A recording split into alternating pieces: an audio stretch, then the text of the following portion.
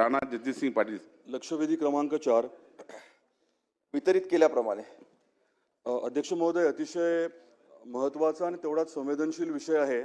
महाराष्ट्राची कुलस्वामिनी आई तुळजाभवानीच्या तुळजापूर संबंधित मला 3 मुद्दे सांगायचे आहेत आणि एक प्रश्न विचारायचा आहे. पहिला मुद्दा असा आहे की महायुती सरकार आल्यापासून साधारण 2200 कोटी रुपये हे तुळजापूर शहरासाठी सरकारने दिलेत आणि आपल्या तीर्थक्षेत्राचा कायापालट होतोय. वैश्विक दर्जाचं आपण धार्मिक पर्यटन स्थळ निर्माण करतोय.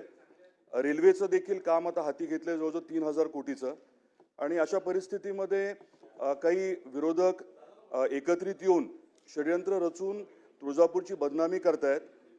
तुळजापूरमध्ये ड्रग्सच्या बाबतीमध्ये काही तक्रारी माझ्याकडे दिल्या होत्या. हा दुसरा मुद्दा. त्या अनुषंगाने माहिती घेऊन मी संबंधित जे SP आहेत त्यांना माहिती दिली होती आणि काही कारवाई झाली. आता परवा महंत जे मुख्य महंत आहेत ते सर्व मुख्यमंत्री महोदयांना भेटले होते आणि तुळजापूरची नाहक जी बदनामी केली जाते वारंवार षड्यंत्र रचून त्याची उच्चस्तरीय चौकशी व्हावी अशी विनंती केली होती. त्याच्यामध्ये जास्त म्हणावं तसं अजून काही कारवाई झालेली नाहीये. तर माझी विनंती आहे की उच्चस्तरीय समिती गठीत करावी आणि कार्यकाळ त्यांना ठरवून देऊन चौकशी व्हावी ही माझी विनंती. हा माझा प्रश्न आहे. मंत्री महोदय.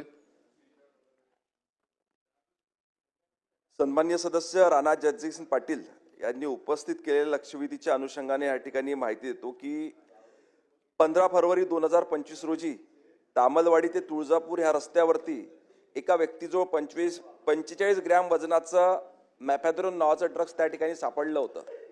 त्यानंतर या संदर्भात सखोल चौकशी करण्यात आली आणि जवळजवळ संपूर्ण गुन्ह्यामध्ये 38 आरोपी निष्पन्न झाले. याच्यामध्ये 30 आरोपींना अटक देखील करण्यात आली आहे. सध्या 27 आरोपी जामिनावर असून 3 आरोपी न्यायालयीन कोठडीमध्ये आहे. हे सर्व होत असताना ह्या संपूर्ण गुन्ह्याच्या तपासात एकंदरीत 47,74,000 किमतीचा मुद्देमाल त्या ठिकाणी जप्त करण्यात आला आणि पुढील देखील तपास त्या ठिकाणी चालू आहे. परंतु हे सर्व प्रकरण होत असताना त्या ठिकाणी तुळजाभवानी देवस्थानाची बदनामी कुठेतरी होते आहे का असा संशय त्या देवस्थानाच्या काही मंडळींनी त्या ठिकाणी शासनाकडे व्यक्त केला. त्या अनुषंगाने तक्रार आणि निवेदन देखील प्राप्त झालं.